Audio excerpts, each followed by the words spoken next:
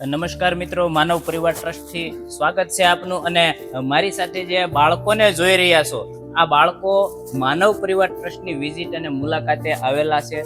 આ બાળકો દેશનું ભવિષ્ય અને અભ્યાસ કરતા તમામ બાળકો માનવ પરિવાર ટ્રસ્ટની વિઝિટ મુલાકાતે આવેલા છે. સાહેબ, નામ જણાવશો? મુકેશ મહેતા. સાહેબ, તમારું? ગૌરાંગભાઈ. અને આ બાળકોને માનવ પરિવાર ટ્રસ્ટની વિઝિટ કરાવવાનું, આ મનોદિવ્યાંગ સંસ્થાનું એનું વિઝન જણાવશો?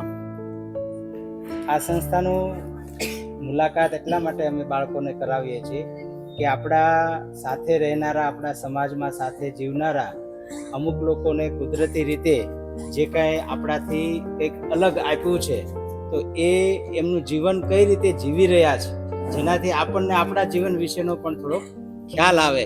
તો એ બાળકો અત્યારથી જોવે, સમજે, તો એના પ્રત્યેની એમની અનુકંપા અને દયાભાવ કે કરુણા, એની અંદર સંવેદનાઓ પ્રગટે, એ માટેના આ મુલાકાત છે. અને મદદ કરવાની, સેવાની ભાવના પણ આ બાળકોમાં વિકસે, એ માટે આ સંસ્થાની મુલાકાત અમે લઈ રહ્યા છીએ. બીજા માટે આપણે કંઈક કરવું જોઈએ, આવી પ્રેરણા બાળકોને મળે, એના માટે આ બાળકોને તમે વિઝિટ કરાવી છે. કઈ જગ્યાએથી? અમે ગ્રામ દક્ષિણામૂર્તિ લોકશાળા આંબલાથી આવીએ છીએ.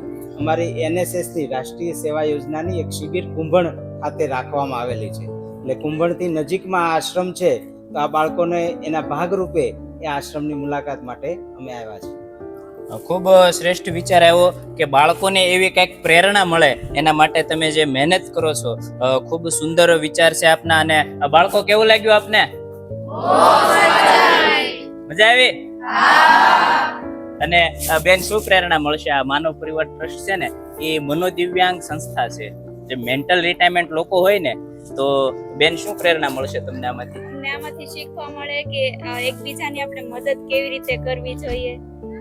આ લોકો જે છે અને કુદરતી રીતે જે કાંઈ તકલીફો છે, તો અમે એને સમજવા આવ્યા છીએ કે આ કેવી રીતે પોતાનું જીવન જીવે છે. અમને આ જાણીને સારું લાગ્યું. ઓકે, ખૂબ ખૂબ આભાર આપ સૌનો. Thank you. આવતા રહેજો, મળતા રહેશું.